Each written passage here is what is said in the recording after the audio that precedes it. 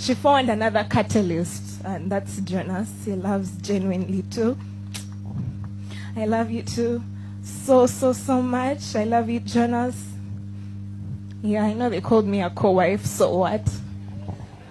I am a co-wife. Jonas and I have a very nice friendship. He understands me.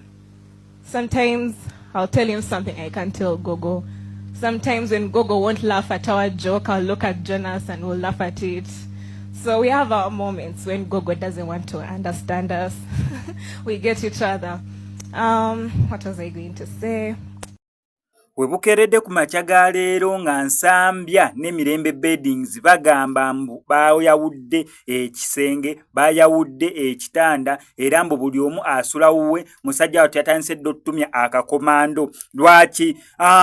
Nziza okubeera nga clarifyinga ku nsonga za mirundi ebiri. Ekisookera ddala eya Baby Gloria. Yes, mwabiwuliddeko bya Baby Gloria okubeera mbunira kati Jona afumba n'abooluganda babiri bonna mbu yabayisaamu eggaali eno. Baby Gloria bakanda okubeera nga bakola emikolo naye mbu ne sister wa Baby Gloria naye yamuteeka waneno kameme kwegamba ensonga nga bazikwasaganya. However, mama wa Baby Gloria yavuddeyo na clarifyinga ku nsonga eyo, ne Baby Gloria n'avaayo na clarifyinga ku nsonga eyo y'okubeera mbunira edya balifumbamu babiri ye ne sister we obutambi ngenda bukuzanyira. On top of that n'akansambya beddings mwana wa Tumbu bayawudde. However, Nsambya beddings yavuddeyo n'akuba akayimba lunaku nga lumu emabega. However, ate nazine engambo ezeyongeredde okubeera nga zivaayo okubeera nga bayawudde bo ensonga zaabwe ziri kuki obutambi nabwo mbukuleetedde kambukuteeko osobola okulaba bigenda bitya. Wano ku SMX Media kankusaba subscribinge onyigene ku notification bell tojja kulenga misinga updates naddala nga zino.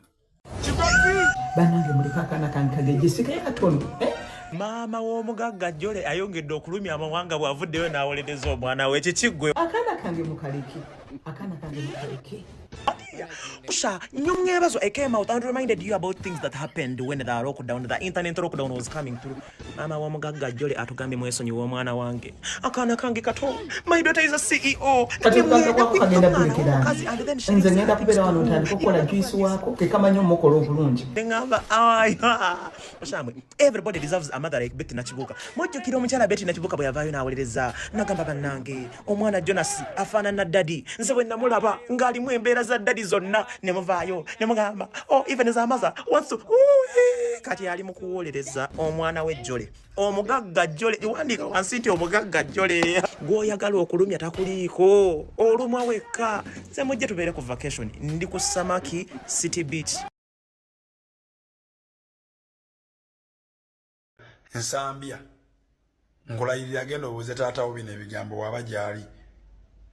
Mirembe genda obuuze maama wo bino ebigambo waba gyali. Bwekubeera kutambula mukyali mu nnyumba musiimuula ngatto temunnafuluma. Eno embeera yonna gye mulimu bangi bagibeeramu mu myaka gyammwe era mu myaka gyammwe. Naye Nsambya gwe oli musajja bino jja bitegeera nnyo. Nsambya njagala okuba akafaananyi omwana we asooka tugeze bwe mbeera muzadde ne Mirembe wanaayingirira senior 1 embeera egenda kubeerawo. What is your dream in 10 years to come? Who have you seen any reaching such dreams? Life ye eri bweti ng'eyammwe. And therefore jukira muli mu business. You are not depending on talent. You are not depending on anything, but you are depending on a business. In a business, ekipya kimeruka buli luvannyuma lw'akaseera abakadde ne baggwaawo.